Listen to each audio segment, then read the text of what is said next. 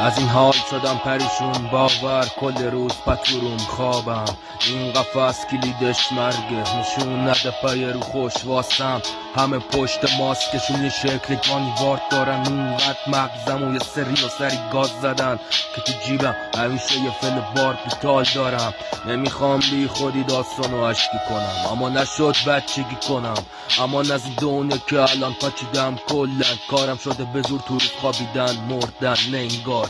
همه مشکلات با مشکل شخصی دارن، دست بر نمیدارن تا در نیارن اشک چشم. وقتش خودم و از خودم رها کنم، توی این پیچ پی هیچ باشم و هیچ کاری نکنم.